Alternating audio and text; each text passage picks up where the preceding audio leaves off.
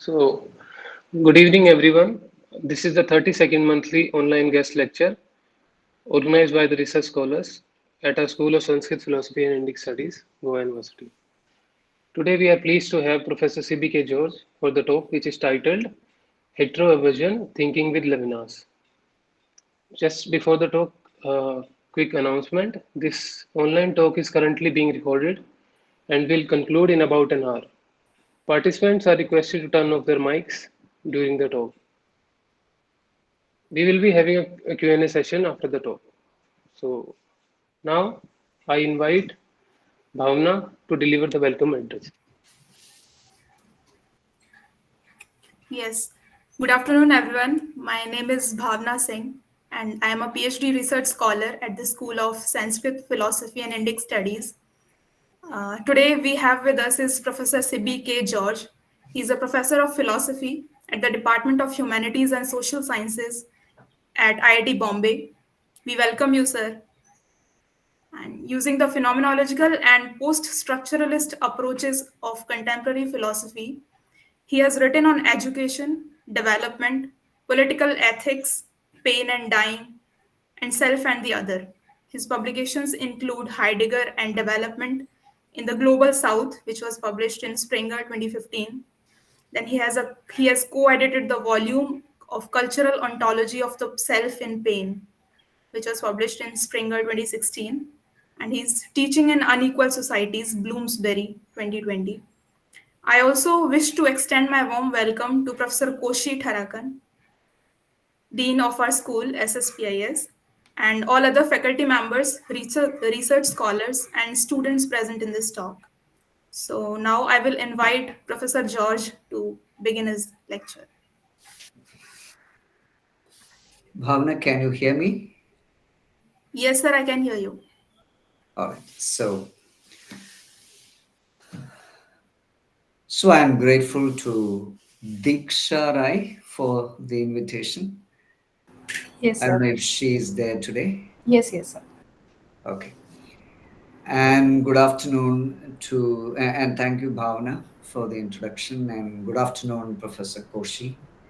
I don't know if Professor Walter Menezes is there, other faculty members, students, and friends who are present, who are coming today, this afternoon. Thank you all for joining. The topic that we have today is hetero-aversion, thinking with Levinas. So Levinas is the base for that I'm going to use to think about other aversion, hetero-aversion. What I'm going to speak will be basically based on Levinas's second magnum opus, Otherwise Than Being or Beyond Essence, 1974. His first major book was Totality and Infinity, the essay on exteriority, an essay on exteriority, 1961. My motivation in developing this theme of hetero-aversion is the phenomenological idea that our experiences are always accompanied by what these philosophers call the world. The world, or as Husserl calls lifeworld, Lebenswelt, is the horizon of each experience, each piece of experience. The world actually differs when we experience, though it is a structure, the world actually differs in each experience, in outline, in its contours, or we can say the silhouette, which is behind experience. In all those, the world differs for any specific experience. But the world is different in a more radical sense And that is because the world differs according to languages, cultures, place, time, space, ethnicity, and so on. So we are typically inserted into a world when we are in the world, being in the world. We are inserted in the world according to their language. We're thrown into the world. We are inserted into the world involuntarily without choice. The pity is that the world which we did not choose, which was involuntarily imposed or bestowed on us, whether we like it or not, this world radically colors our experience, our pre reflective experience, and even our reflective experience. For these philosophers, thetic consciousness or pre reflective consciousness would mean that consciousness is something like an iceberg. The conscious part, the cognitive part, is only the very tip of the iceberg, as it were. Otherwise, our pre reflective experience, when I'm talking to you, I'm talking about ideas that I'm going to say, but the whole scenery and the computer and everything is there. I take them for granted. They're all pre reflectively in my world. And Levinas has this idea that alterity-friendliness or hetero-affection rather than auto-affection, as Derrida and all later are going to call auto-affection or self-love, self-concern, self-interest, is the central part of our being. Hetero-affection is the central part of our being. Hetero-aversion or alterity unfriendliness, therefore, has much to do with our involuntary insertion into the world, or our socialization, or acculturation. Think of, caste, race, gendered allergy to the other, or in any way. There are many other factors of hetero-aversion, sexism, nationalism, Islamophobia, all these we can think of.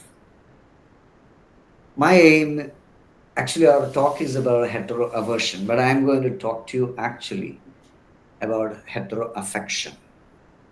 My aim is to bring out these characteristics of hetero-affection in Levinas, and then we will get an idea of opposing it, differentiating it from hetero-aversion.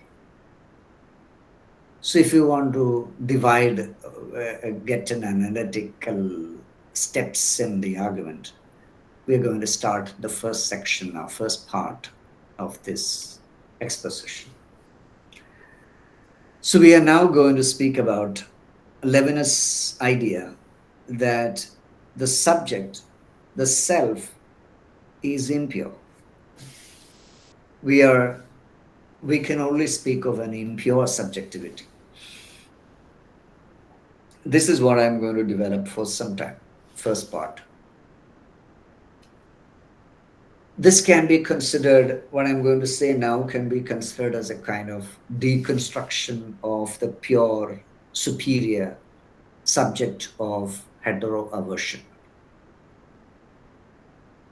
In Otherwise Than Being, Levinas has an epigraph in the fourth chapter, very famous and central, core chapter of the book called Substitution.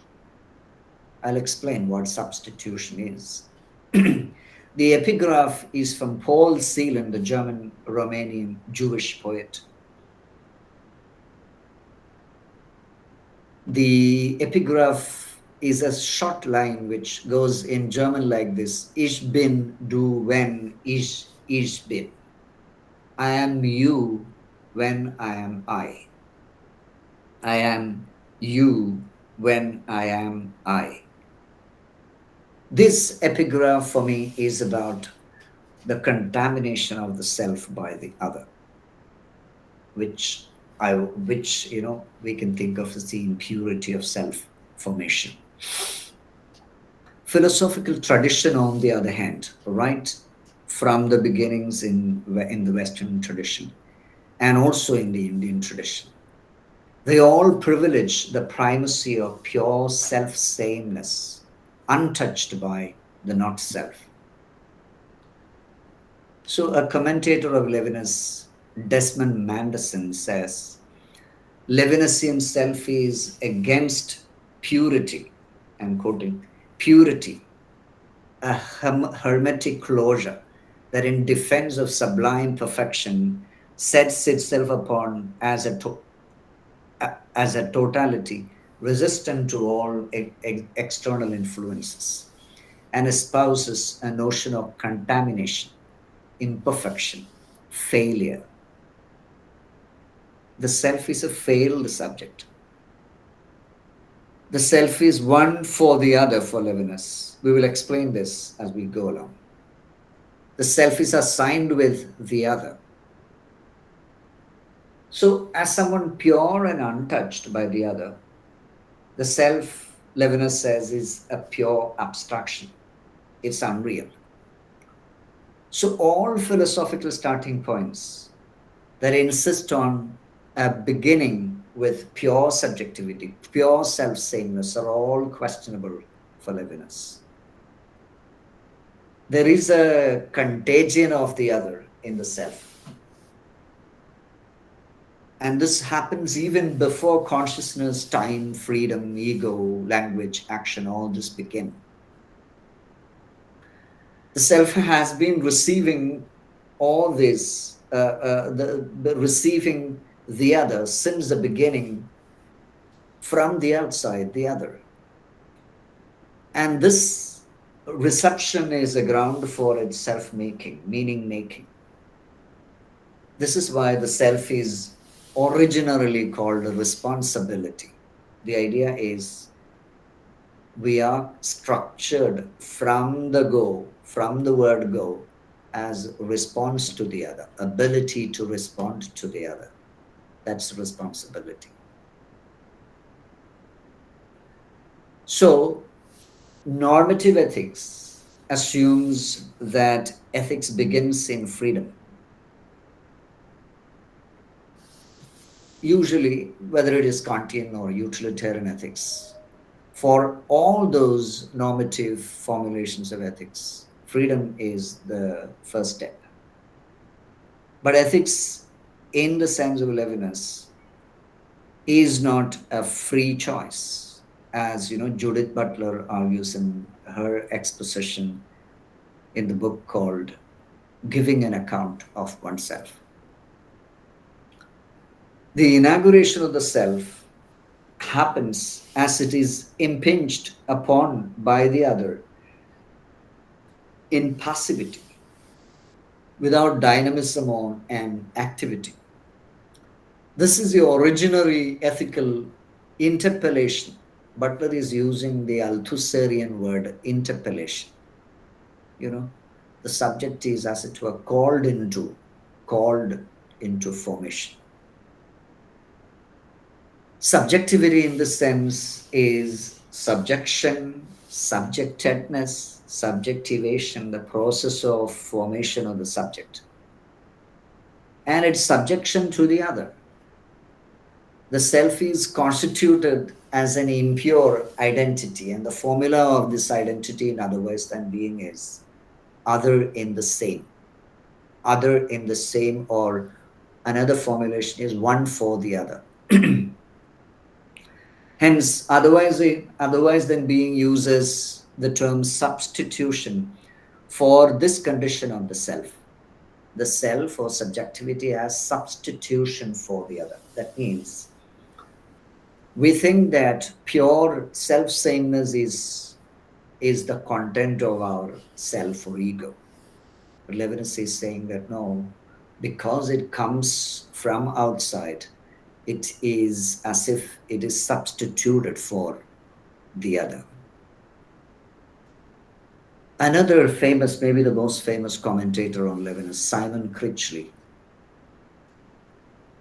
he says that normative ethical relations are possible only because, I quote, there is a certain disposition towards alterity within the subject as the structure or pattern of subjectivity. There is a disposition towards alterity, otherness within subjectivity, is the idea. The other, alterity, is already invading the ego sphere. It's infiltrating, infesting, penetrating, piercing, cutting through, shot through. Substitution is, in the sense, a quasi transcendental condition for the possibility of ethical phenomena in the world. So, another commentator, Robert Bernasconi, he says, if one asks how sacrifice or giving is possible, generosity is possible, one will ultimately be led behind consciousness and knowing to the one for the other of substitution, unquote.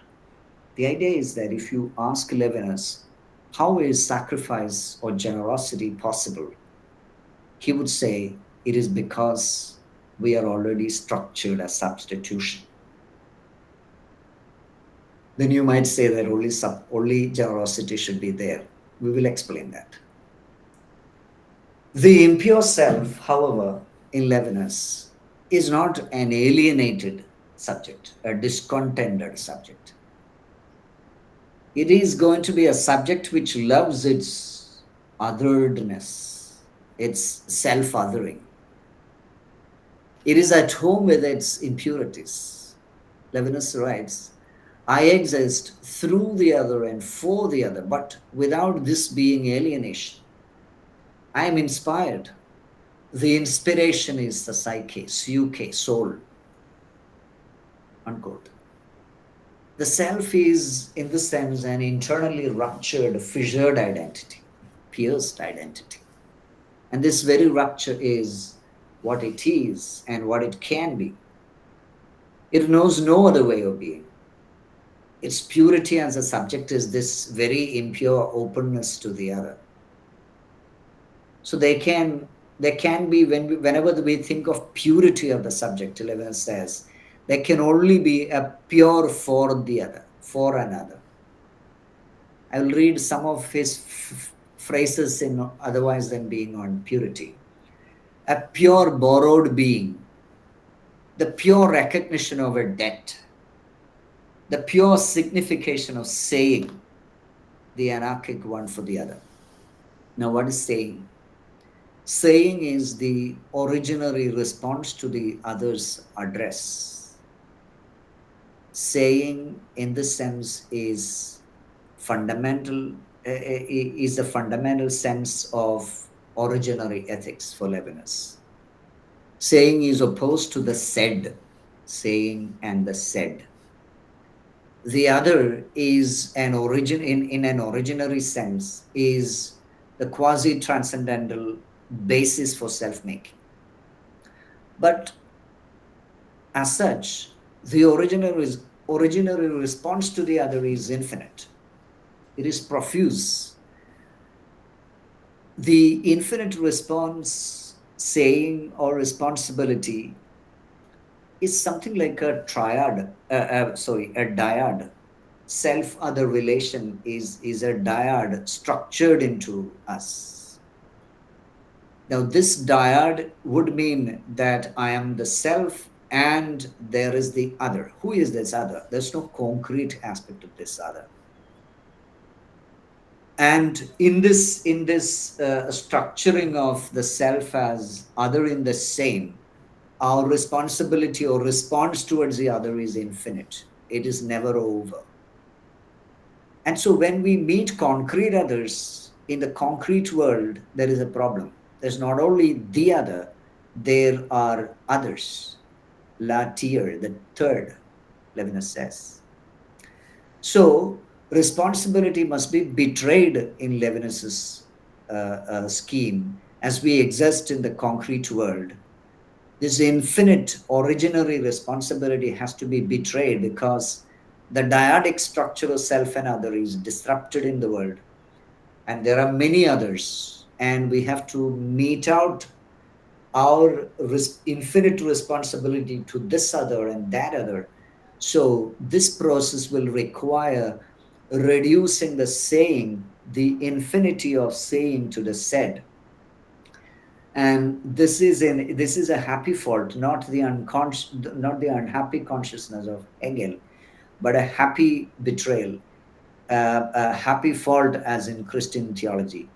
And this saying must be reduced to the said so that there can be in the world justice, knowledge, the sciences, law, systems, society, and so on, so that we can share our infinite responsibility to the plurality of others. So, what the self enjoys as self sameness is its othered identity. Levinas writes in Otherwise and Being, paradoxically, it is as alienus, foreigner, and other, that man is not alienated. So it is a non alienation because one is already alienated as the alien, alienus, as a stranger, as a foreigner, as the other. But I learn to love as myself, it is already this strangeness and this alienated myself. Hence, Critchley, the commentator I spoke about a few minutes back, explains. He gives an exposition in psychoanalytic terms. I'm not too sure of psychoanalysis, but there's an interesting, I think something interesting going on here, maybe to understand what Levinas says much better. Critchley says that the Levinasian self is capable of defensively transferring its originary trauma of self-othering into a kind of pleasurable self-constitutive energy. This energy can make possible concrete ethical acts of conscious life. We are able to make the self take a back seat at some points. So Critchley says if the defensive strategy succeeds, and he thinks that it succeeds, then we can have a normal self by this kind of a success or transferring the energy this way, then the economy of the ego is restored and the pleasure principle resumes its reign. So our pleasure of being a self is then restored, although the self is already othered. In this manner, the self becomes at home with its impure and internally cracked being, internally fissured being.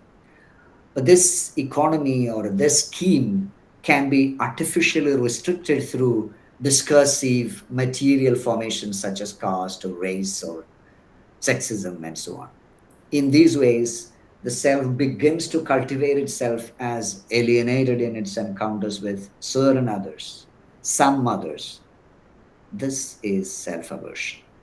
This is this is other aversion. This is hetero-allergy, hetero-aversion. Now, Levinas's text and the text of philosophy as such is usually silent on childhood.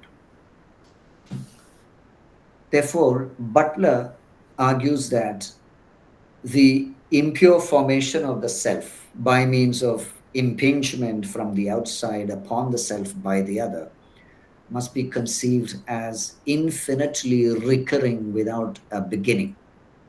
Because we cannot recall the beginnings of our childhood. We don't have memory of the beginning.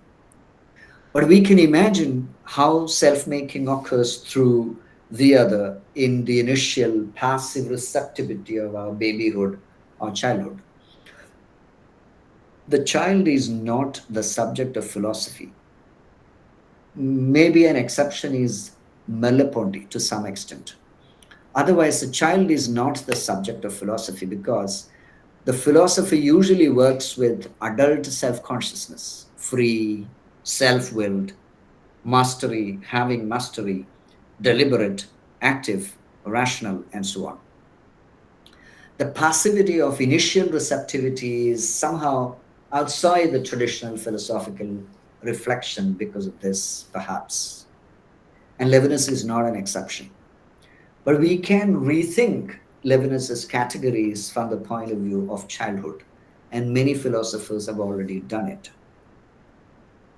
Now, the structuring of the subject through alterity does not mean that the self does not long for pure sensible enjoyment of its own egoistic spontaneity.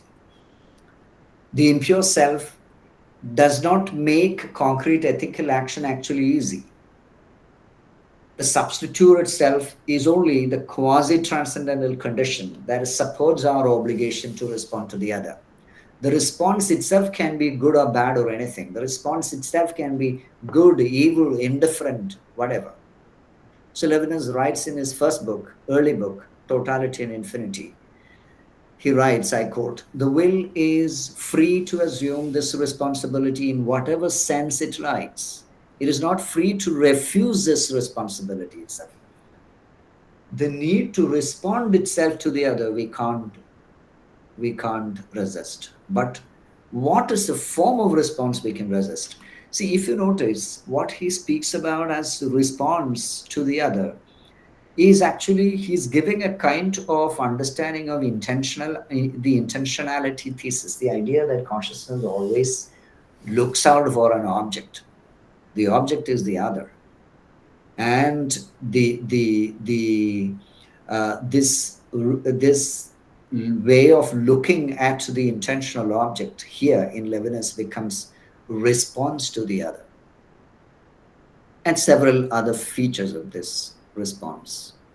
So concrete ethical action is difficult because the ground of action is not peaceful coexistence.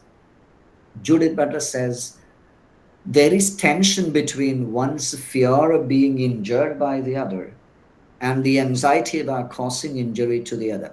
Once I become a self conscious subject, though my selfhood is already self othered, I begin to enjoy myself and treat myself as this ego.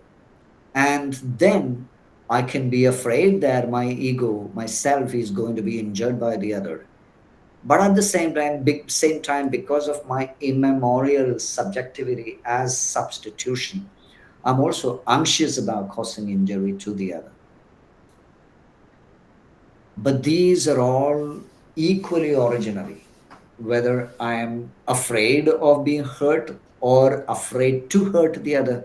Both these are equally originary. Without the impulse to harm, Butler says, there is no ethical interdiction not to harm, no ethical command not to harm.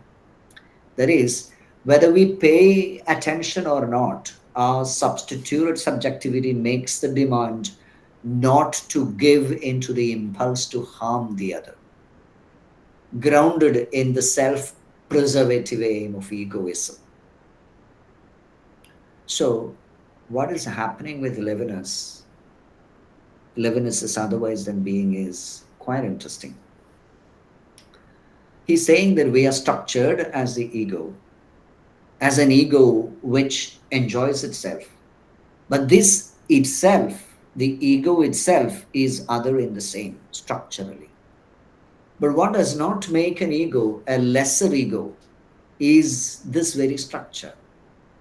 It still is ego, and in its spontaneity, it is opposed to the concrete others, as the ego is anxious about being hurt by the other. But lurking behind this is still its structural aspect of response to the other in the same. And so it is equally anxious about hurting the other and being hurt by the other. So this is what we can think of as Levinas's conception of the impure subject of desire first, as Butler and all call it.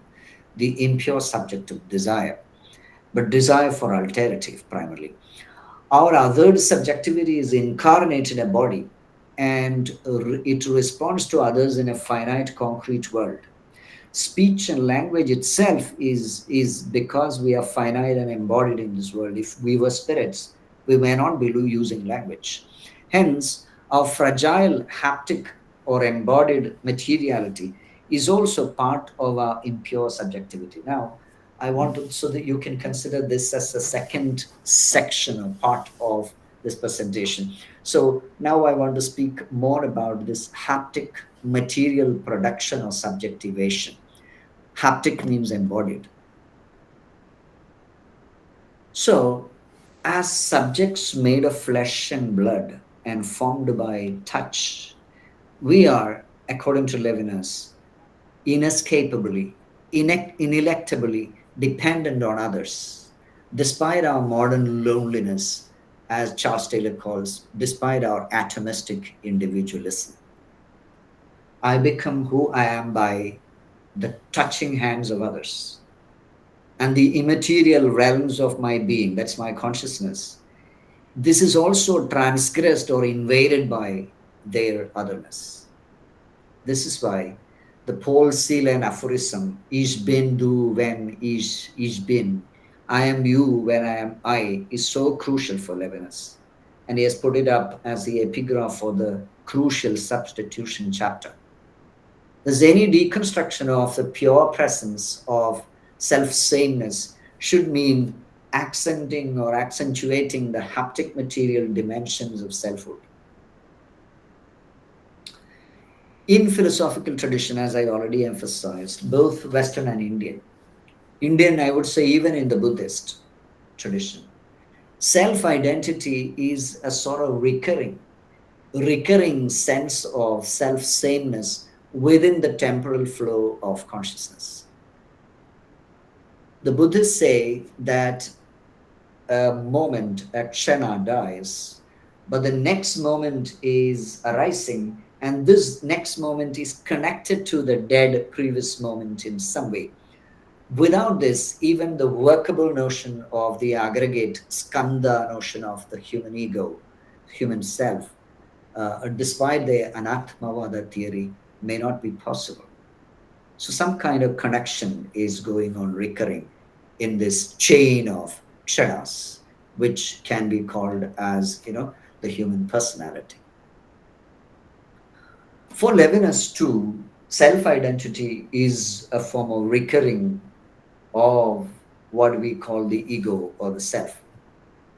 But it is a form of recurring. It's very different. It's a form of recurring, a recurring which is in the form of exit from oneself towards the other. The recurrence of connections required for self-identity in this scheme of Levinas, it has no origin in the self itself. So he writes in Otherwise Than Being, from the start, the other affects us despite ourselves. Hence, if we consider carefully the Humean insight that the self is a bundle of impression, the Humean insight that a recurring self-sameness is impossible is right. But we are a bundle of not impressions, a bundle of not discrete impressions, but a bundle of other invaded haptic material meanings, and they're recurring. That is the self. The baby lacks any sense of self in the original condition of its, what Levinas calls, ilia existence. Ilia simply in French means there is. Commentators call it as the anonymous existence. The ilia existence without any determination, existence or awareness or consciousness without any object. It's full of darkness. But as existing toward the other, Levinas says, the self attains its othered identity as itself, so it comes out of its ilia existence. The darkness of, when you are a baby, you have awareness, but there's no discrete determinate objects, no names, no namarupa in the Indian sense, because language and culture and all have not begun. So ilia is that state of existence in Levinas where the existent, the one who is existing, existent being's attachment to its own being has not originated. So it has to originate. Its hypostasis or becoming itself as a being with determinate identity has not taken place, or it becomes irrelevant or disappears. Now, why I'm saying this is that Ilia existence is not merely in childhood. Ilia form of existence, we can slip into this kind of form of being sometimes, for example, in the sense of Heideggerian anxiety. While this can be imagined as a state of early babyhood, therefore, it is a constantly recurring state of terror when anonymous existence without determinate meaning to our existence takes its place. Say, for example, in anxious moments, like as in Heidegger's angst. In this state, there's no differentiation between self and other. There is a movement from the generality of the there is being to the finite being of existent being as a hypostatic self, a self gradually arising out of this darkness of Ilia existence. So the night of darkness is the example Levinas gives in early book, 1949 book, Existence and Existence, the one who exists. And Levinas gives Ilia state this kind of characterization of night of darkness. Something like, John of the Cross's Dark Night of the Soul, something like that. So, incarnation or embodiedness does not imply biological reductionism. So, we are speaking about haptic materiality. Is it simply biological reductionism? No. It implies haptic material forms of other effectiveness. It means the recurrence of the self as other in the same. It means the incarnate recurrence of the other self, othered self, which is the structure of the finite subject in the world. So Levinas writes in Otherwise Than Being, the body which makes giving possible makes one other without alienating. For this other is the heart and the goodness of the same. I hope I am audible because I'm not looking at the screen. Yes, yes, yes. Yeah, Very much yeah. audible. Yeah, continue. Okay. So the haptic material selfhood or incarnation means ethical subjectivity. The self cannot evade the other, cannot desist from responding to the other. While one can reject the face or after calculation, reasoning, rationality, and all, one is already oriented, as Levinas says, as incarnated in order to offer itself to suffer and to give. Unquote. So, metaphors of the metaphor that Levinas uses for this state, this incarnated condition of the human subject, is maternity. The metaphors of maternity, maternalized or feminized subject are very strong in Otherwise Than Being. Levinas's relation to feminism is quite troubled. When he published Totality and Infinity, uh, Simone de Beauvoir attacked Levinas for his use of stereotypical characteristics of women. For example, he considered uh, the feminine as the figure or the trope of uh, interiority, home, and so on. So Beauvoir said these are traditional stereotypical feminine categories. Now here, in Otherwise Than Being, after many years, Levinas perhaps is rethinking, at least for some commentators, they're saying he's using maternalized, feminized metaphors of haptic material impure self. For example, he says, in nourishing, clothing, lodging, in maternal relations, matter shows itself for the first time in its materiality.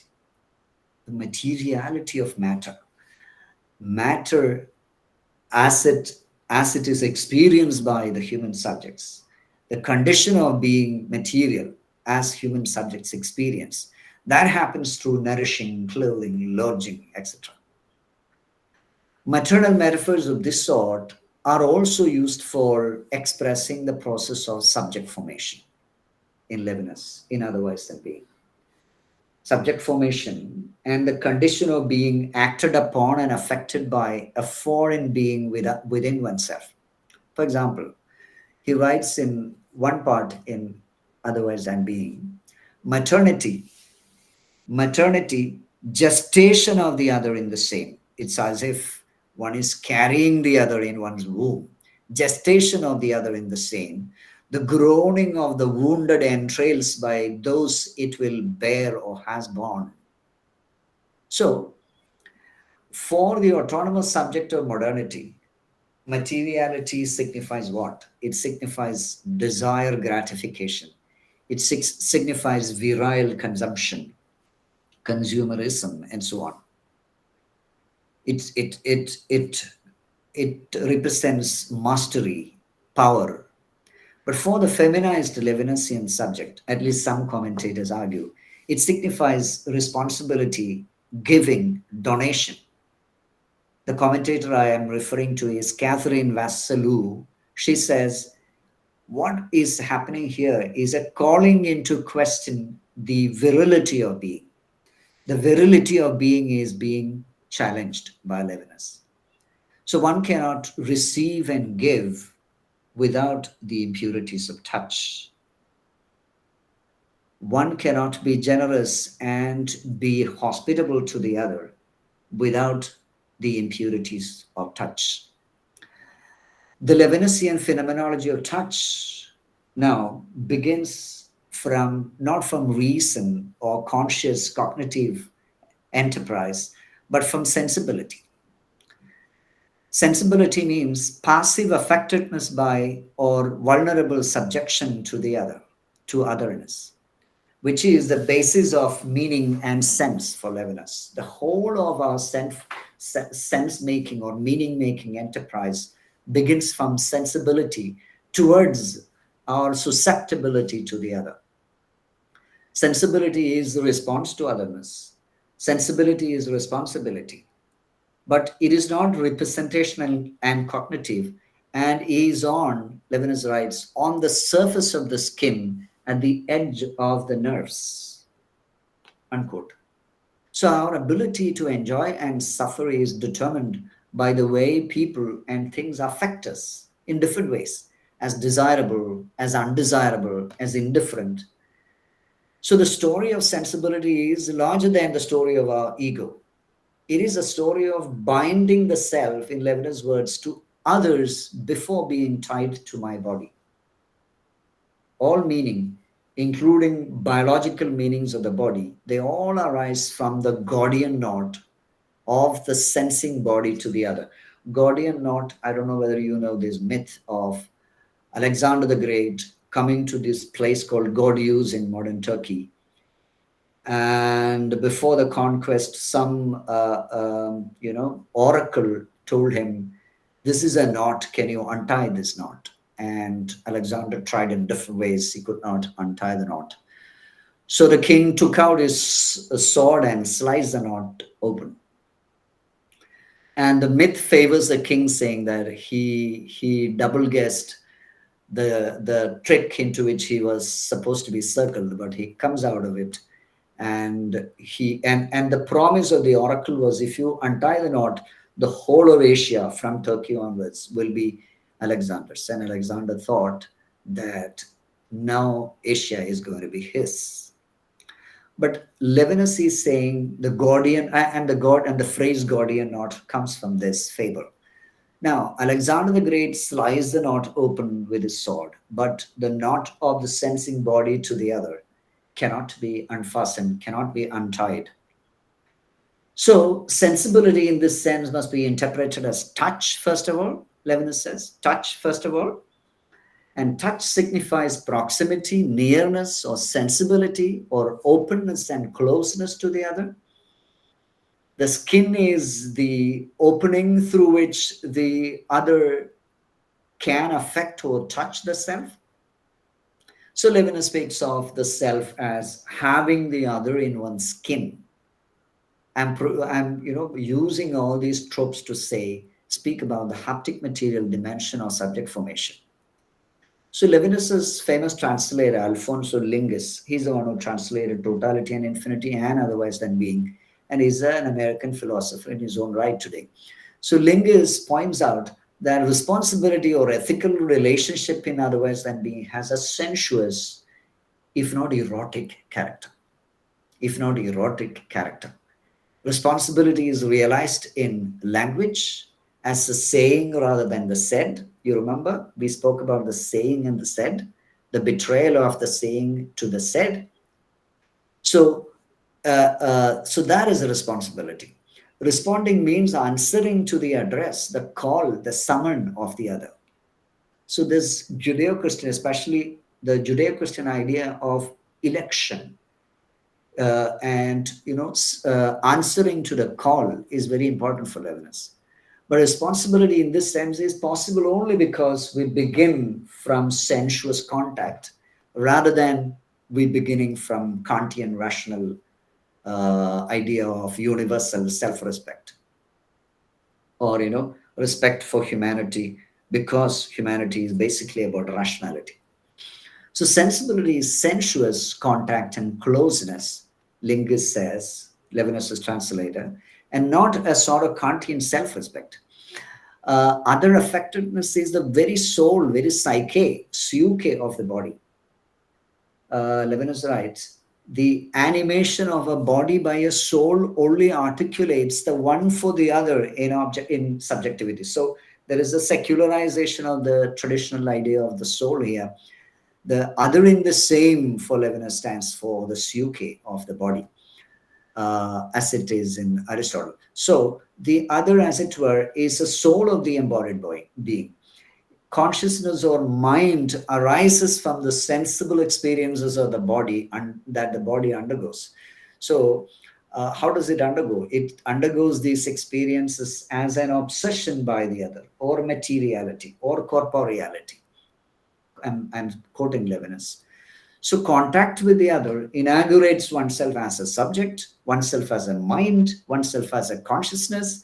So it is capable of apprehending the true and false as consciousness. It all comes from this dialogical giving of the world and sense and meaning to me by the other. The mind is awakened, as it were, by the touch of the other. For the subject is, Levinas writes, one penetrated by the other. Touch, even erotic touch or caress at the same time, is not, Levinas writes, is not coinciding proper to contact. The tenderness of skin is a very gap between approach and approached. So there is an approach of going towards the other and the approached who is the other. So both these coming into contact is not a kind of collusion or not a kind of getting into each other, not a kind of copulation. Proximity of the other signifies an excess. Erotic love, therefore, is, Levinas's commentator, Catherine Vassalou, the feminist commentator, writes, erotic love is an obsessive delight in soliciting the alien and losing it and one's own perspective simultaneously. So that is erotic phenomenon, romantic phenomenon for Levinas, from a Levinasian point of view at least, is a kind of inviting the alien in the most intimate fashion. But even in this intimacy, the other is the excess. The other cannot be conquered fully. The other cannot be lost into the self. And at the same time, this encounter with the other changes one's perspective as well. There is an excess which fails the swallowing up of the other by the self, and there is an excess which makes the self something else in the encounter. So the inherent excess of proximity makes the ideal of love as fusion or total collapse of ego boundaries impossible. In fact, no sensible encounter with the other can imply apprehension of immediacy, purity, totality. Such encounters already signify the excess of alterity, excess of otherness. Levinas writes, the contact with skin is still a proximity of a face, which is the very birth of signification beyond being. So as a subject, as a subjection to otherness, our ego, our self, subjectivity, touches or is in contact with the other, who nevertheless exceeds touch. Before conscious apprehension, the subject already communicates with the other non representationally, non cognitively, in its sensible openness to the other or proximity. So, Vasalu again, and citing, a contaminating communication happens rather than a communication based on a relationship between self and object, subject and object. Therefore, this is why meaning becomes itself, first of all, in material relations of giving, nourishing, clothing, lodging, etc. In this way, world as the whole sphere of significance is a donation, a generous gift of the other's touch, which comes to be lodged within the self as a welcome offered to the other, hospitality. This can be spoken of as a sort of minimal community in Derrida's words. Derrida, drawing from Levinas, writes in The Politics of Friendship. This can be spoken of as a sort of minimal community, a friendship prior to friendships, an ineffaceable friendship, fundamental and groundless on that one that breathes in a shared language, past or to come, and in the being together that all allocution, that is speech, all allocution supposes, up to and including the declaration of war. That is, Derrida is saying that even to declare war, make a statement about war, you will have to assume the shared sphere of meaning that we share. And this is the kind of, friendship before friendship, or community, minimal community, and all Derrida speaks about in that book. The haptic material emergence of the one for the other, however, is unconscious, irrecoverable, immemorial, non representational. For the subject as a story of its own genesis is not possible. I cannot recall my own beginning. Although incarnation remains the inarticulate background of all conscious acts, we can think when we look at other babies and how they begin and how they become adult self consciousness, we can build this story, but we cannot recall our own beginning. The self is formed by certain unwilled, involuntary, unchosen processes. These have their origin in the other, in predominantly haptic material ways. So Butler writes, before we can speak about a self who is capable of choice, we must first consider how that self is formed. This is what is going on in Levinas. That's a kind of good summary of what Levinas is saying. So the impingements of the other interrupt pure enjoyment of egoistic spontaneity. They contaminate whatever can be called one's own domain. This inaugurates the self as other in the same. This makes the pure subjectivity unrecognizable as purely one's own, and instill a sense of pleasurable, unalienated ownership of our own sphere as the ego sphere, as the sphere of the self. So the term, Levinas uses terms such as trauma, persecution, obsession, wound, susceptibility, vulnerability. All this he uses to mark this haptic material dimension of self-formation, ways of being affected, touched, and defiled by otherness, pierced and cut open by the otherness, lacerated by otherness. So there is an element of inexpressibility with regard to this. But if we think, for example, with the baby as the example, I think this is easy to grasp. So I'm coming to an end. The Levinasian suggestion against the whole Indo-European tradition is that selfhood is not a matter of auto-affection, but hetero-affection. Enjoyment of a donated being as one's own ego, one's own self. So as an outbound, other interpellated subject, the self is awakened by the touch of the other and is gifted with the sense of being, which is returned as responsibility. The subject is corrupted by otherness and is emptied of all purity. It is in opposition to this portrait of subjectivity that we should consider hetero-aversion. So to wind up, I would like to say that our topic is hetero-aversion, but we have been speaking all this while about hetero-affection. By this contrast, what I have been meaning to do was to show that hetero-aversion, such as various concrete forms of it like caste, racism, misogyny, sexism, Islamophobia, they are all attitudes and comportments, overt and covert. They all have their basis in fundamentally false notions of purity or notions of the uncontaminated self, whether it is the individual ego per se, but usually it is not the individual ego but the collective ego of certain ethnocentric groups.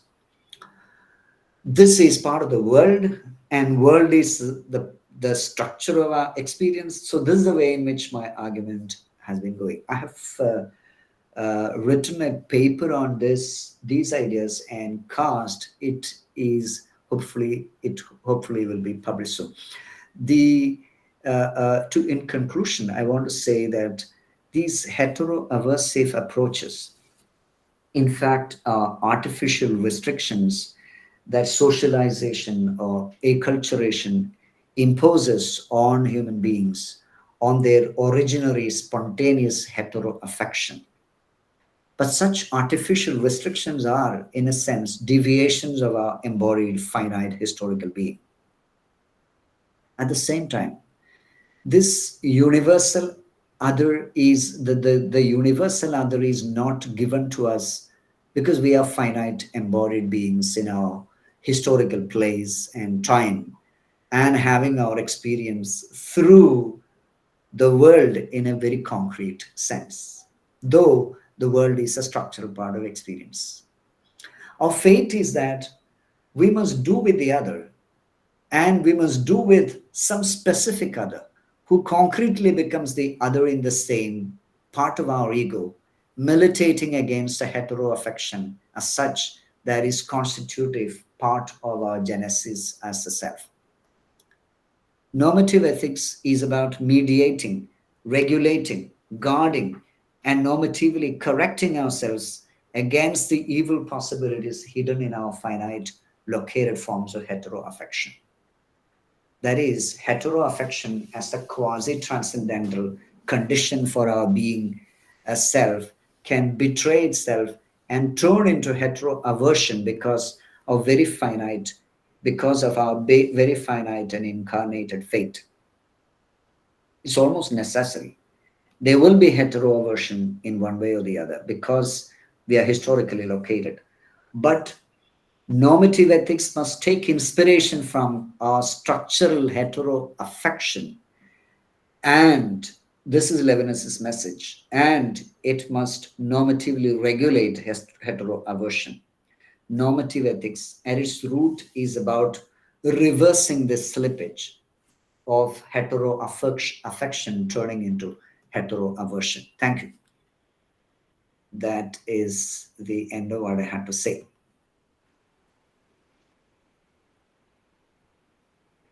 Thank you, sir, for the talk. Now, I invite Aruvi to moderate the Q&A session. Thank you, Sagar.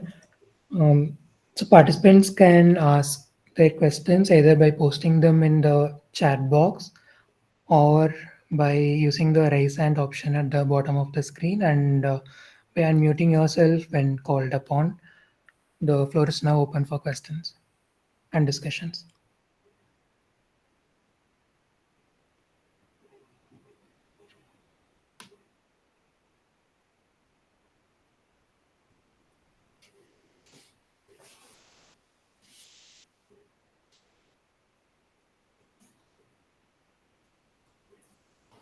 Thanks, Professor Siby. I mean, by the time others think about that question, I was just wondering, what would be the, place of Husserl's, because Levinas, as you know, one of the first works was a commentary on Husserl, intuition, on Husserl's intuition. That was one of his first work. So he is very much aware of Husserlian, leanings. So I was just wondering, in Husserl, we come across this strange, locution that transcendental subjectivity is transcendental intersubjectivity, isn't it? Husserl makes that point very forcefully. Transcendental subjectivity is always transcendental intersubjectivity. So, what could be the place of this notion of a transcendental intersubjectivity as far as Levinasian notion of otherwise than being is concerned? Have you seen any explicit linkages? Thank you. Yes, sure. I said in between that there is a reinterpretation of intentionality in Levinas in a very ethical ontological manner. But another curious fact is that when Husserl delivered the Cartesian meditations in Paris, Levinas was in the crowd, and Levinas, the two people translated that book into French. The first one I don't remember, but the second part, the part on the other is the fifth meditation. The fifth meditation and the fourth, if I'm not mistaken, were translated by Levinas. And Cartesian meditations were first published in French, not German. So that's one, historical coincidence.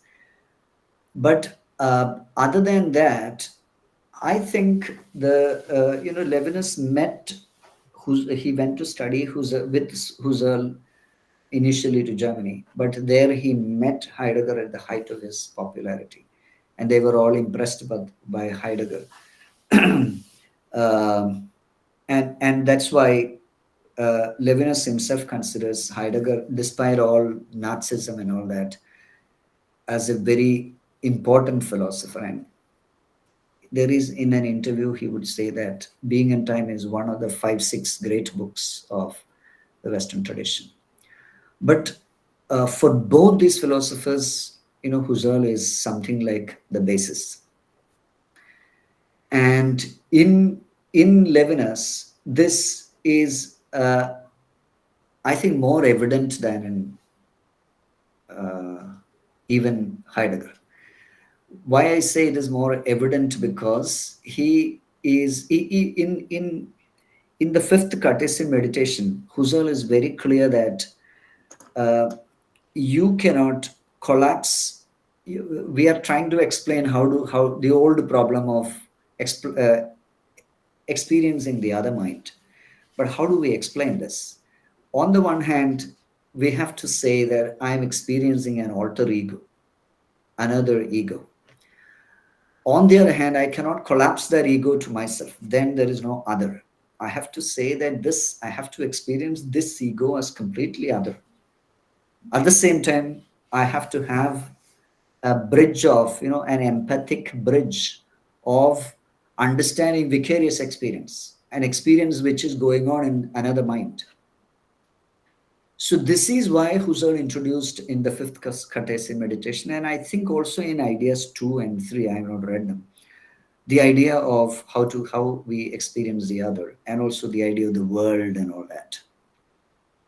And the famous phrase that you said just now about intersubjectivity, transcendental intersubjectivity, also is there in, I don't know, only there, but also is there in Cartesian meditations, in this particular meditation I was speaking about. So, for Husserl, for example, transcendental intersubjectivity is important, especially because Husserl is a little more interested in protecting the sciences and scientific truth. So for him, the idea of objectivity is defendable only if we have this idea of transcendental intersubjectivity. For Levinas, that's not the aim. Maybe that also is the aim, because for him, science and law and everything is possible. Meaning itself is possible only because we are structured as a response to the other. So I think there is an overturning of several categories in Husserl, beginning with intentionality Even in Derrida's Politics of Friendship, Derrida is good at, formulating many of these things in a very nice, catchy way. So Derrida at one place says, these are all inspired by Levinas. Uh, I think, therefore I am is the Cartesian phrase. I think, therefore I need the other. To think, he puts in bracket. So whenever we think, what is intentionality thesis? It says that consciousness takes object. So whenever we think, we have an other in an object to think. And this object is hidden in the very structure of consciousness. And this is the origin or the base or the minimum of community of friendship that we can think of. So, the Hegelian idea of first conflict, then consciousness does not happen here. Here, first, there is minimal community, even to think of war and conflict and all that. This is there also in Merleau-Ponty. So, I think Levinas is an important figure together with Heidegger in using the Husserlian categories in a very different way, which is going to finally lead to post-structural ideas in Derrida and Foucault and others. Yeah, I think that's what I can say. Yes, thank you. That's Yeah.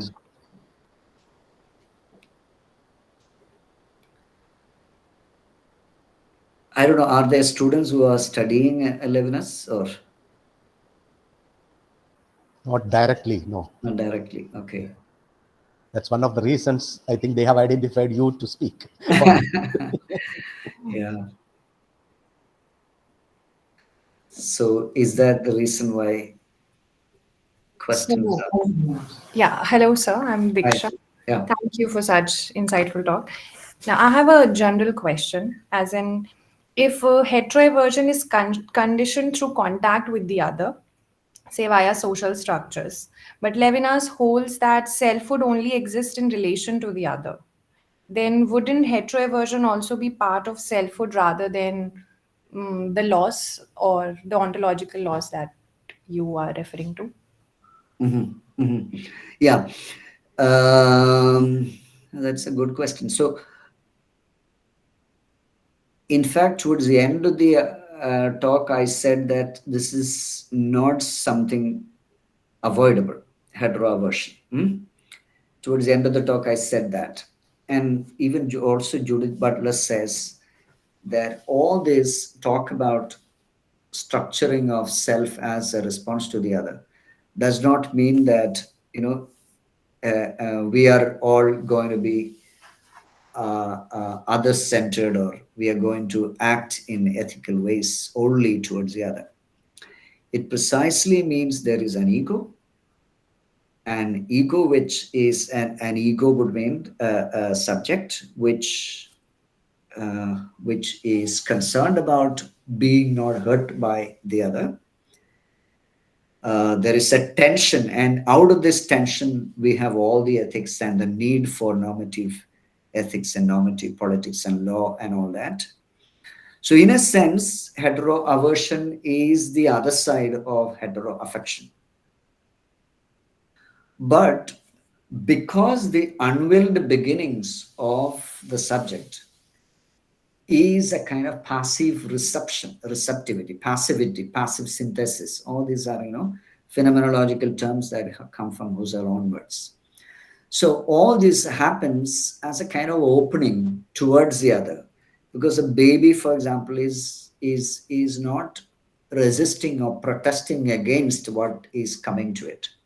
It is receiving the world.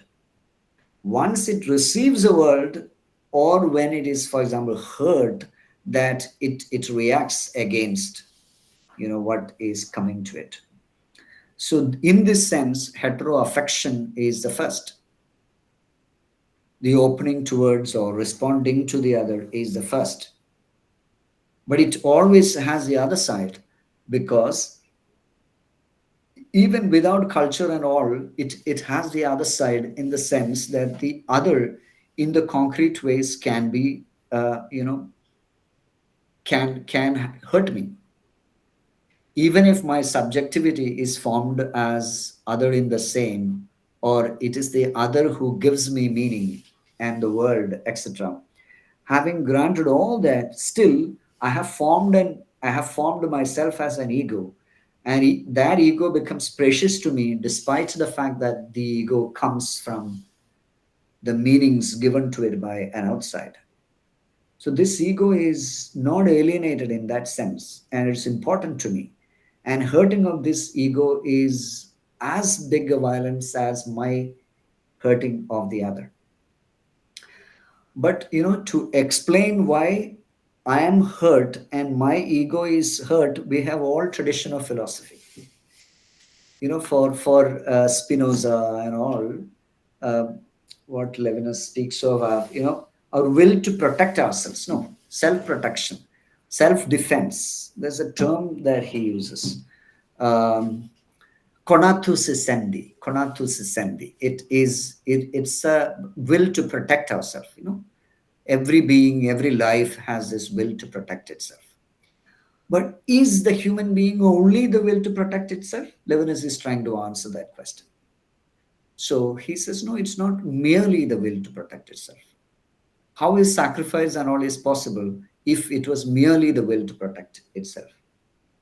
So it is the will to also give to the other, donate to the other, sacrifice the self for the other. All these are also possible. Levinas says at one place, the little that is possible in the world, whatever remains of ethics, even when you stand in a queue, you find an old person coming. I will go after you, sir. Levinas's phrase. Even that little act of generosity, even that is possible only because our ego is already our ego. There is an ego. Our ego is also structured as other in the same. Thank you, sir. Yeah.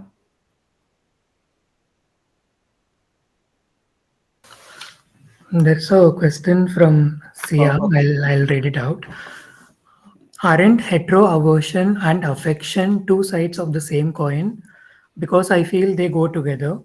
By being open to the other, am I not always vulnerable to the hurt caused by the other?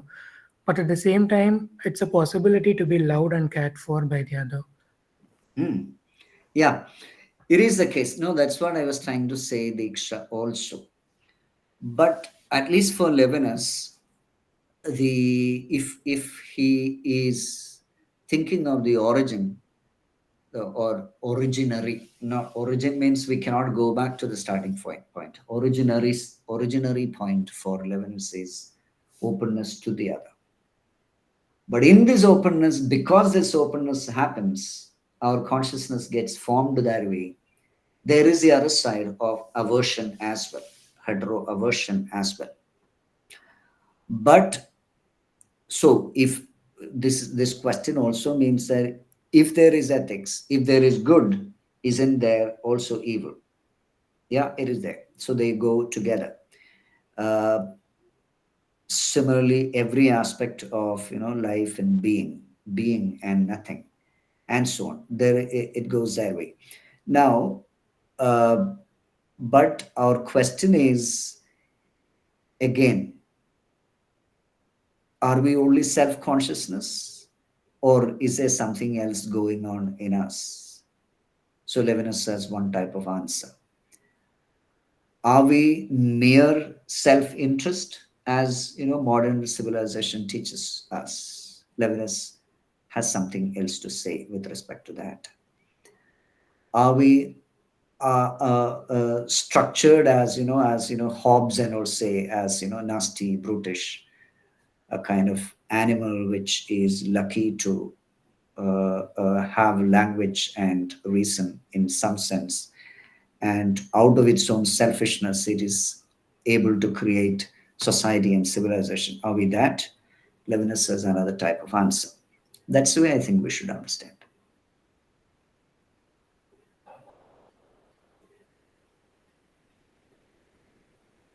Yeah.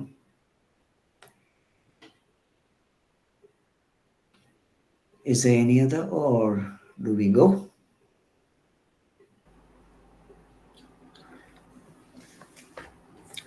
I have a clarification. This is Aruvi. Um, so when you're talking about the idea of self-identity as recurring, um, and when you spoke about Levinas's idea of self-identity also as an exit from oneself to the other, I don't quite get the picture of this exit from oneself to the other. Yeah. Okay. No, some of some of this language on difficulty of understanding Levinas and several of these philosophers, especially in other Western being, is the type of metaphors and language that they use. Um, right from Nietzsche, there is an idea of the death of God. Heidegger, there is the death of the subject. He doesn't even use the term subject. He uses the term Dasein. Comes to the authorship of among the literary scholars, authorship, the death of the author is there. In what's the theorist? I forget. One of Barthes. the, Bath. Barth. So yeah, Roland Barth. So this is the way continental tradition has gone. So Levinas is responding to that. Are we the subject is he's using the term subjectivity, not so much subject. So this condition of being subject is there, but what is this subject? He's trying to reinterpret. So what is that reinterpretation? I am being subjected by, Foucault also uses this. No, I am being subjected by schemes of regimes of power. Here we are being subjected by the other. That's why we are able to respond to the other in one way or the other, is what Levinas says. Now, exit of recurring as exit from oneself towards the other would simply mean that the subject is formed from the other way around, rather than from within, forming itself through its own thought, its own memories, its own impressions, going in circle and for producing my self in an insulated way without contact with anything. That's a kind of Cartesian image of the subject that we get. To the extent that Kant and all can also speak about this. You look at, so to understand the world, where do you look? You look at your reason, and reason is internal, intimate, immediate. To understand what is the right action, where do you look? To understand the starry heavens, you don't look up, you look within your reason. To understand the law within you, also you look within your reason. But here, it's different. Here he is saying that to understand the recurrence of the self, recurrence of subject, he is not contesting the idea of self-identity as some form of recurring to oneself. So, but that recurring that you do as ego, my ego, I am identifying with it. He is asking us to see how is it that it is your ego? How is it that it is your only identity? So, if you think with Levinas, right from the moment of babyhood onwards, how consciousness arises in dialogical fashion, I don't think the traditional answer is quite satisfying. So when he says recurrence is exiting from the other, it's a metaphor to say that our traditional idea of a self-contained understanding of the self is broken, interrupted by this dialogue. That's all. In a way, it is also negating the primacy of the self, no? The primacy Right. of the other that he brings, that exiting Sure. from the Yeah, self. that is central, primacy of the other. So Thank you. subjectivity itself is othered, self-othered. Yeah. Thank you, Professor. Diksha has another question. Yep. Is it put on the? Yeah. No, she's. No, you will notice they are already interpolated. I mean, MA philosophy part 2 has two participants there. Okay. So I mean, so in as a kind of a bridge between heteroaversion and heteroaffection. So can grief then be an instance of that which fits between heteroaversion and heteroaffection, where self withdraws from the world or meaning making, and does not cut off relationality also at the same point by identifying the other's significance even in the other's absence? The other significance, acha, acha. So when some, for example, death. Yeah. Yeah. So right from Heidegger, at least, uh, we are lonely or we are with others. For that, a physical presence of the other is not required. We are speaking of distance and nearness and all in a very existential sense.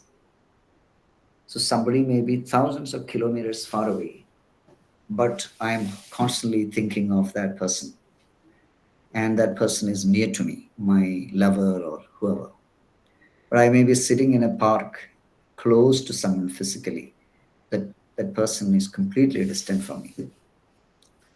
So this is very primary for all these philosophers, I suppose. So, but someone's death is a completely different thing. That someone goes away. Aristotle also in Nicomachean thinks there are 2 chapters on friendship. No, is the only virtue which has 2 books, not chapters, 2 books on friendship. There also he says that friendship is very fragile because the friend can die and it may plunge me into sorrow. Yeah. So, people like Martha Nussbaum and all have written a lot on this. So, death can bring about loss or a sense of permanent. When we speak of existential distance, even if a person is far away, we always have the hope that that person will come close to me physically. But here, that hope is continuously taken away. But we have in our cultures ways of bridging this. Like, for example, cultural memory of people who died, recalling their death and grieving for them. And there are certain cultural ways in which people express their grief in different cultures differently. All these are ways in which we try to bridge that gap between the dead and the living. Now, is that what we mean only, or is that the only thing that we can think of when we think of hetero-aversion? Diksha? No, na? As in, also because I'm saying as a bridge between heteroaversion and heteroaffection, because it's also kind of identifying the other's significance, even Yeah, in the other's absence. So, in the other absence. So, yeah. But, Judith Butler has that book on whose lives are grievable. Have you seen? No. So according to her, some lives are not grievable. So she's referring to people who died in Syria and those days when she was writing. So refugees or unwanted people, unpopular people, their deaths are that can multiply. In India also, the health facilities for women will be much less than for men. Maybe their lives are considered not as grievable or valuable as that of others. Working men, contributing men, all this. So, when we speak of hetero-aversion, that the other is always the other. In the early book, Time and the Other, Levinas writes, the other is the one who is not the self. So in our cultural discourse from Levinas onwards, the term other has come to mean that which is not the self both individually and collectively. No. So for an Indian, Pakistani is the other. Levinas was put this question: is the Palestinian the other of the Jew? And Levinas's answer was quite disturbing. Anyway, I don't want to get into that. So the philosopher we are speaking about as the philosopher of the other, he was not always, he did not, the kind of idealization that we might make of a philosopher like Levinas was not found in his life. For example, he was somebody who thought that, the non-Abrahamic religions coming into Europe and filling Europe is a problem. So, this, and the interviewer, one who asked about the Palestinian question to Levinas, Levinas also was a soft Zionist. So, when he was asked that question, uh, Levinas was saying that I'm speaking about the transcendental other. For a self, there can be an enemy other. So he was clearly referring to Palestinian as the enemy of the Jew. Now, we get these ideas from philosophers who are Nazis, who are, all kinds of things. I am quite completely. I have come to the idea that we should not look for good ideas or, rational ideas or very important ideas, as it were. We should not expect them from people who might be practicing them, or who might be moved by them, or who might make them important aspect of their life. Uh, it is not from saints that we should expect philosophy. That's the kind of thing I am now reconciling myself with.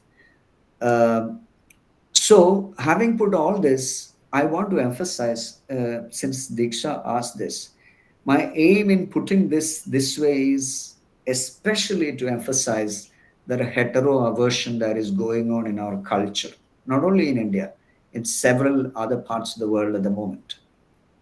I have, let it be very clear. I have no other. It's not merely as a transcendental question as Levinas thought. That also, that is primary perhaps. But my aim is also to put on the table this hetero-aversion that has become culturally acceptable now. It has now new takers. It is becoming an international ideology. All this is the point at which we. So maybe grief, is it something that will help us to bridge this gap between hetero-aversion and hetero-affection? Grief is certainly one, but uh, it is more. It's like self-questioning. Uh, uh, yeah, if we think of death as, a kind of metaphorical death of several good things that we have created since the 20th century after the war, all that are dying at the moment. So grieving for these deaths of significance and meanings that we ourselves created, that's a way to bridge the gap between hetero-aversion and hetero-affection. Otherwise, this gap can be, usually speaking, bridged only, I think, uh, if we build our ethics, if we build our normative ethics on the basis of this primary ontological hetero-affection that is there, which Levinas is pointing to, and not going by Levinas's example of, but to consider the one who is crying as the enemy, as what is the point in which both of us can come together and start a dialogue.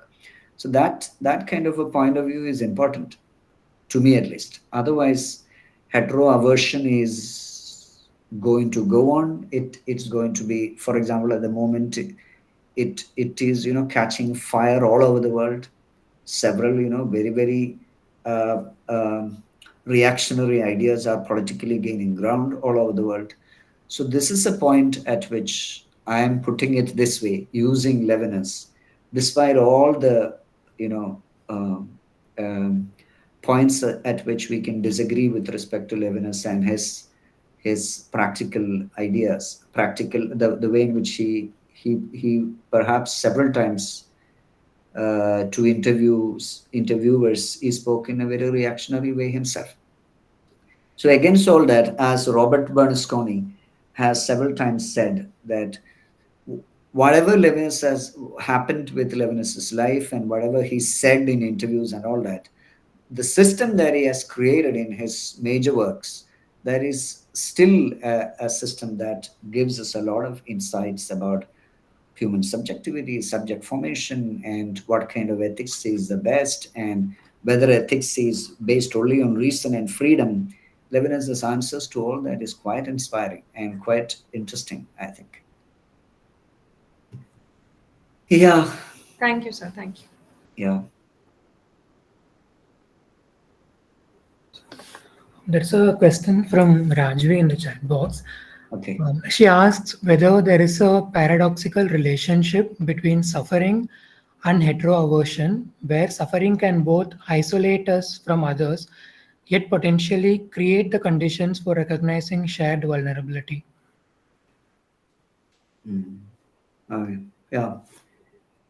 Relation between suffering and heteroaversion. Okay, suffering can both isolate us and potentially create conditions for recognizing shared vulnerability. Yeah.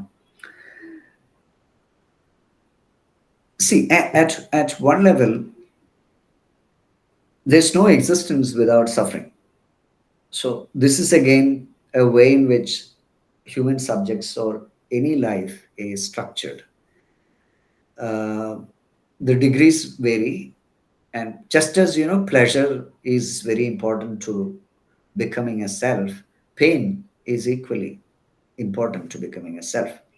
So this these two and their mediation is very much um, part of subject formation.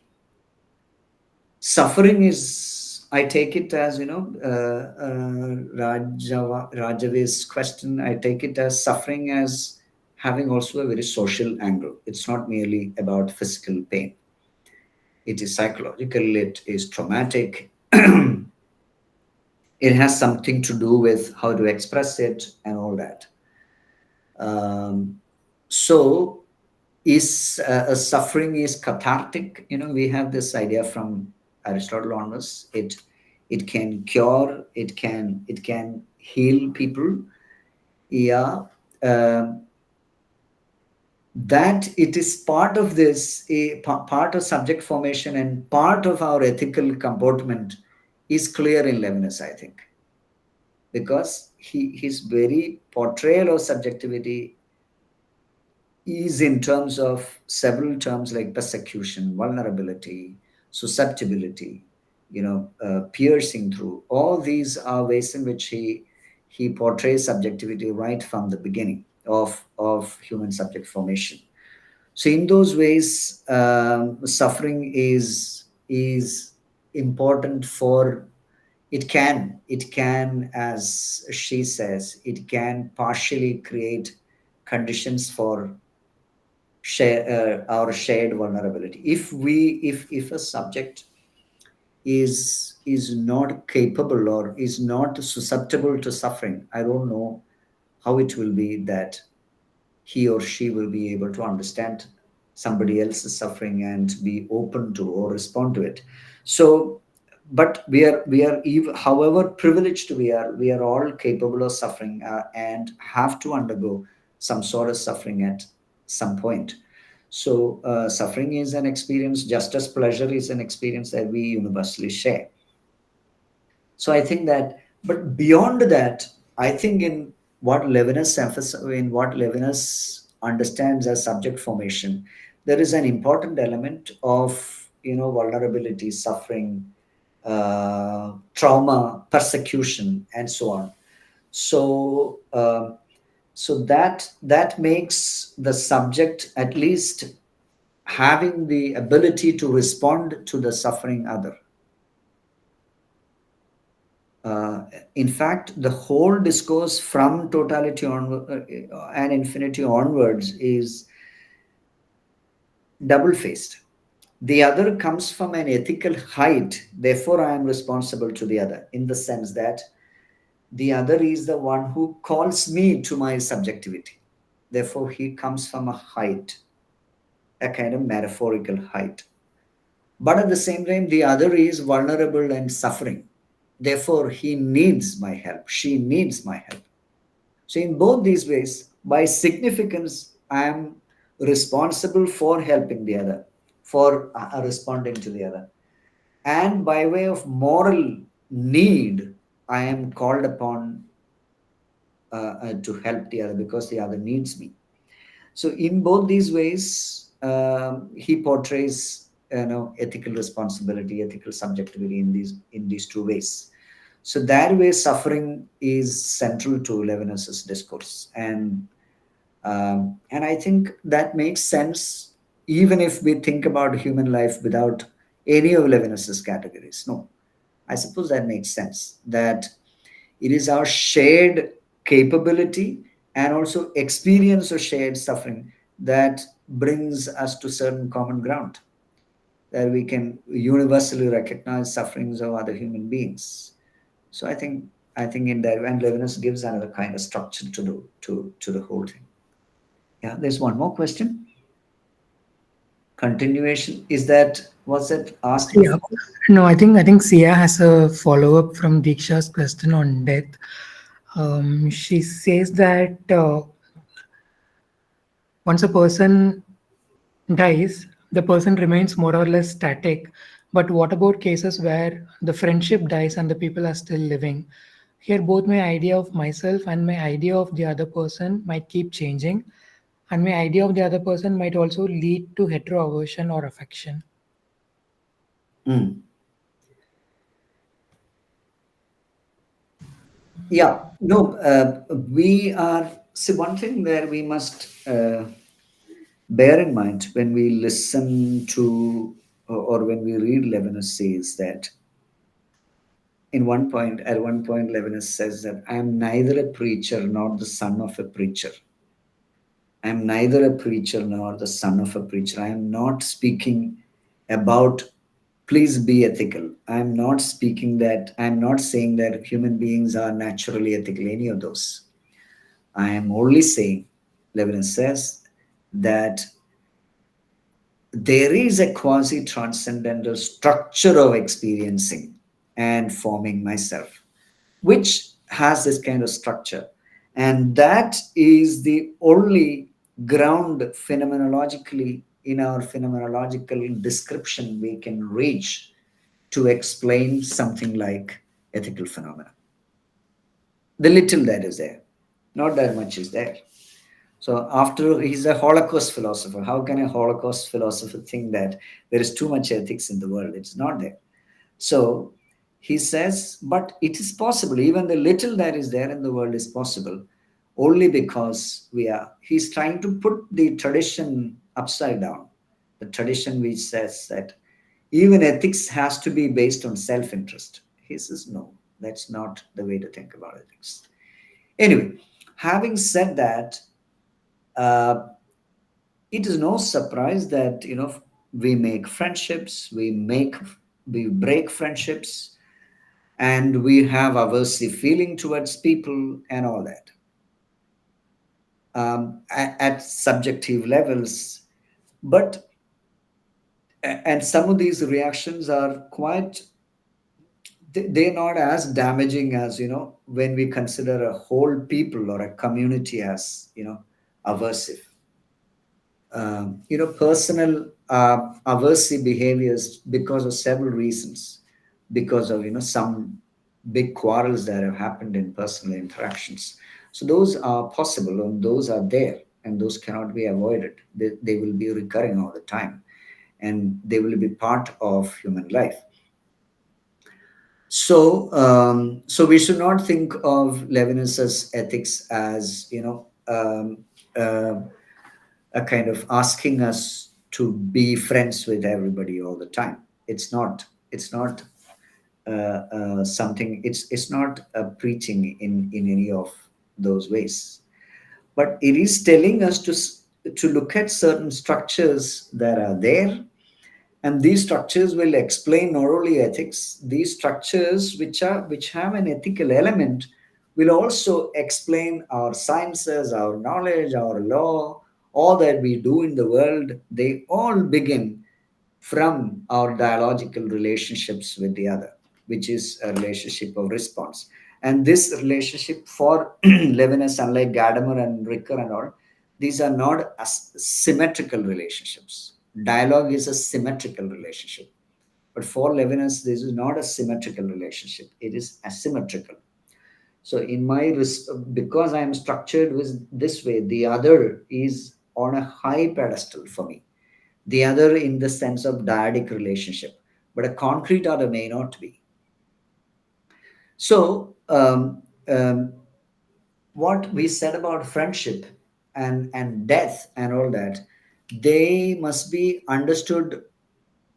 Um, yeah, these aversive behaviors, they will go on. I'm not saying that there could be one person who will not have these aversive tendencies. That's not the point about what we said. The point about what we said is that these structures are there. Hetero-aversion also is part of this structure. Maybe it is less originary or secondary to hetero-affection that is there. But once we understand that, we are able to understand why these friendships break, why some deaths are grievable and some deaths are not. And we are also understand more culturally important things, like why we have certain people as a group already taken as the other, and we don't value those human lives as important as certain others. So these are the ways in which this what we spoke about today seen and understood. Yeah, that's what I feel. Can we take one more question, Professor? Yeah. Okay, it's from me. Okay. When we spoke of the when we said that the impure subject has to betray itself, I mean the betrayal Same. of its desire for alterity, why does Levinas call it a happy betrayal? Because the happiness there doesn't necessarily add to the ethical responsibility or the ethical relation, but why the insistence upon the act being happiness or being happy? Mm-hmm. Yeah. No, that's which means all of you have been paying attention. No, it's this. I was alluding to the Christian idea of happy fault. God became man is the story is Adam and Eve sinned. That's an unhappy thing. But the Savior is born, therefore that fault of Adam and Eve becomes a happy fault. This is a Christian metaphor. Now, I was alluding that to what Levinas says as betrayal. Um, you know, the Judith Butler is very important and interesting for understanding this. So she says that Levinas understands the whole structure of subjectivity in terms of a dyadic relationship, self and other. And he is and at this level of quasi transcendental level of subjectivity, the other is not any concrete other of as this or that person X or Y. The other is a structural part of being a subject.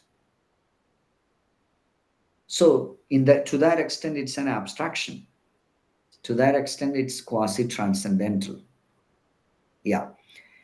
So it is because it's as though right from our earliest moments we are getting the world, meaning everything, in terms of our response to the other, our openness to the other. And that is the hunch for Levinas for the whole, calling it subjectivity as ethical. In this sense only, not in any concrete or normative sense, but in this sense of, for him, there is no ethics if I were a single individual in the world. For him, there is ethics in the world only because there are two. And forget about ethics. There is justice in the world. There won't be justice in the world if there were only two. There is justice in the world because there is at least three. I have two people to negotiate. I have two people to partition my goodness towards. Am I going to be partial? Am I going to do justice to both? And in fact, there are not more than two. There is a whole society in front of me. So I have to mediate my responsibility. If it was only the dyadic relationship, which is a structural part of subjectivity, then I don't need to think of partitioning responsibility to X, Y, and P and Q. I have to partition this. Therefore, I need the law, I need justice, I need the sciences to build the world technologically and so on.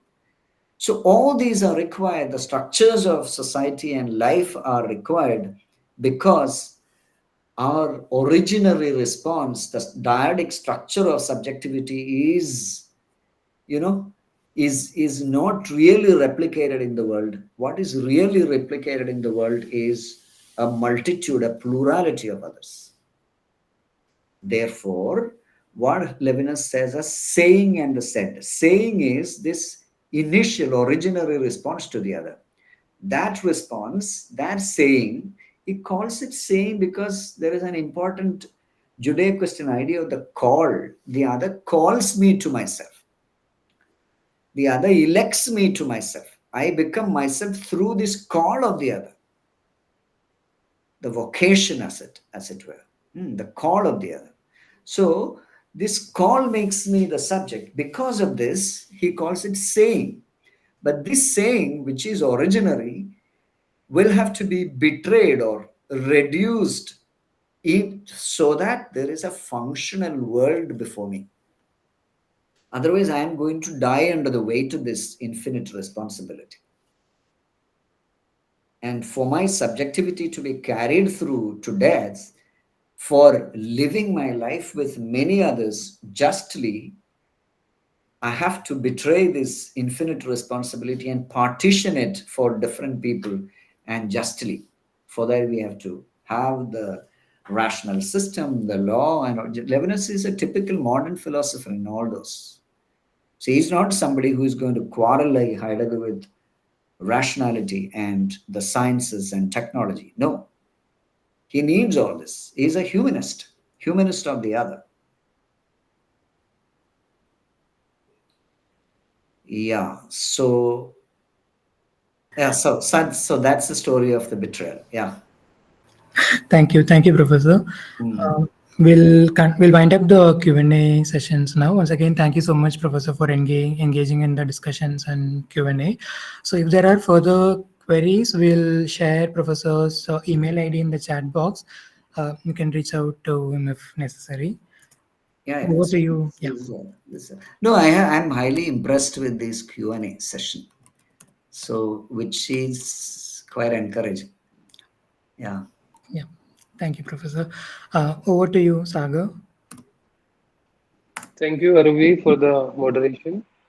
Now, for the delivery of vote of thanks, I would like to call upon Akash to kindly deliver the vote of thanks. Thanks. Thank you, Sagar. As we draw this enlightening event to a close, it is both my privilege and a profound honor for me to deliver the vote of thanks on behalf of School of Sanskrit Philosophy and Indic Studies. First and foremost, I would like to extend our heartfelt gratitude to our esteemed speaker, Professor Siby George. So your insights have not only enlightened us to a deeper for a research in deeper of this field, plus it has developed complex ideas and clarity that has left a lasting impression for in everyone's mind. I would also like to express our sincere appreciation to Professor Koshi Tarakan, Dean of School of Sanskrit Philosophy and Indic Studies. So your unwavering support and leadership have been instrumental in orchestrating this event. I would also like to thank our faculty members and all the research scholars of the school and all the participant faculty, students, individuals from and beyond the university, Goa University. Thank you for making this event such a success. Thank you for active involvement and insightful questioning and willingness to learn and share. Lastly, I would like to express our gratitude to those who work behind the scene, Diksha to be specific, and everyone who is part of the organizing team and whole of this session, especially the poster designer as well. Thank you so much for making this event a success. Thank you all. Thank you. Thank you. Thank Yeah, you. this Thank is you, why Akash. a small group is better than a large group. There is too many Personally, people. from my side, a sincere thanks, Professor Siby. It was really refreshing to hear you after a gap. I mean, it's Thank you, but always you a are not. pleasure. It's always a pleasure to listen to you. And Yeah, but you are not coming to IIT these days. no, no, no. I'm restricting my travel these days. Even IIT Bombay, I had an invitation. Hmm. I mean, there is But a yeah. seminar. I think two of our colleagues, I said Hmm. no. Pune, again, IPQ, I couldn't go. Yeah. First of all, Anyway, okay. nice Yeah. meeting. Yeah, thank you. Nice. Thank you. Yeah, nice to So see you and this nice to meet you. lecture recording will be uploaded to the Philosophy at Goa University YouTube channel, and we will be back shortly with another online lecture. Thank you everyone for attending the talk. Thank Thank you. you. Thank you all. Thank you, sir. Yeah. Thank you so much, sir.